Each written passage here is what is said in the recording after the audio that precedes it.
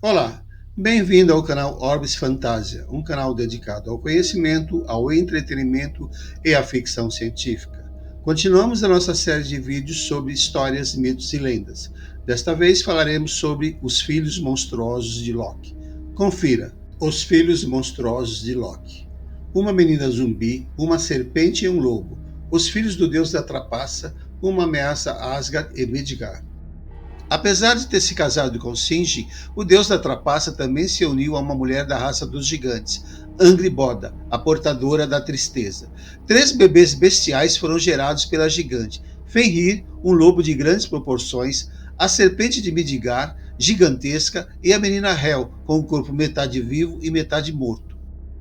Assim que os deuses tomaram conhecimento dos estranhos bebês, surgiram profecias que avisavam dos perigos que esses rebentos causariam para toda a criação. Assim, Odin determinou que os filhos de Loki fossem trazidos à sua presença.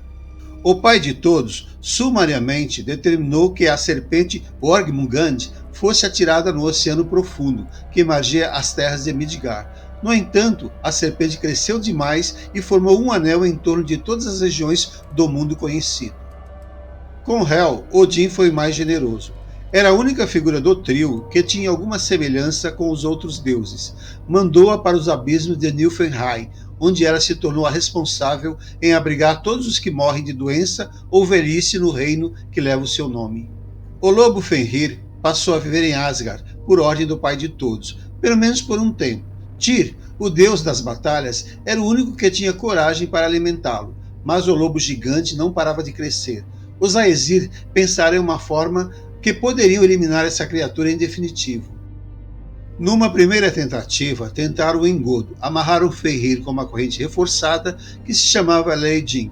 Lhe disseram que era somente uma brincadeira para testar sua força sem levantar suspeitas. Mas subestimaram o lobo. Bastou um pequeno movimento e a corrente se partiu.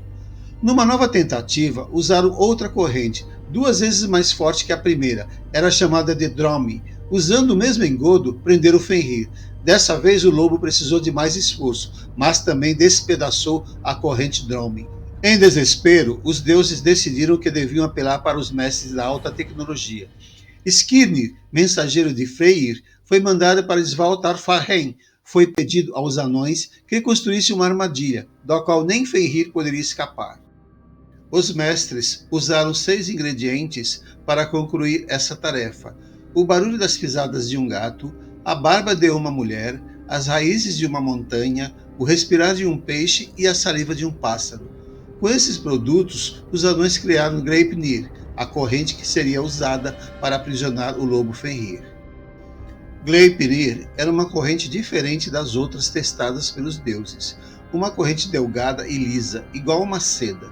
Não se parecia com uma corrente que poderia suportar a força descomunal do maior dos lobos. Assim, Fenrir não suspeitou que os deuses estavam, de fato, querendo aprisioná-lo. Achou que romper uma corrente tão fina como essa não lhe traria glória nenhuma, pensou o monstro. Odin ainda argumentou, dizendo que se tal corda insignificante fosse capaz de conter a força descomunal de Fenrir, ele o libertaria. Afinal, que risco poderia o lobo monstruoso oferecer? Fenrir, assim, aceitou ser amarrado com Gleipnir, mas um dos deuses deveria colocar a mão direita dentro de sua imensa boca como garantia que não estava sendo enganado. Só que nenhum dos Aesir estava disposto a encarar esse risco, mas Tyr, o deus mais familiar a Fenrir, pôs sua mão direita na boca do monstro. A criatura finalmente foi amarrada e, por mais que se debatesse, não conseguia se livrar da fita de seda, forjada com os 6 ingredientes mágicos. Numa atitude indigna para os deuses, estes começaram a rir do desespero do lobo, menos Tyr, cuja mão foi arrancada pelos dentes afiados de Fenrir. A outra ponta de Gleipnir foi presa em uma pedra descomunal e foi enterrada no fundo da terra, e ainda colocaram mais uma pedra gigantesca em cima de tudo. Fenrir ainda tentou reagir com mordidas nos traidores, mas um dos deuses rapidamente cravou uma espada na boca do lobo, de modo que o cabo da arma ficou fincado na mandíbula do bicho e a lâmina no maxilar. Um rio chamado Van Esperança foi o resultado da saliva que corria perpetuamente da boca raivosa de Fenrir. Fenrir tem passado os últimos milênios nessa posição excruciante e assim continuará até o Ragnarok, quando tudo poderá mudar. Por enquanto é isso, pessoal. Obrigado por assistir e não esqueça, curta, comente, compartilhe, ative as notificações e inscreva-se. Você sabe o quanto isso é importante para o nosso canal.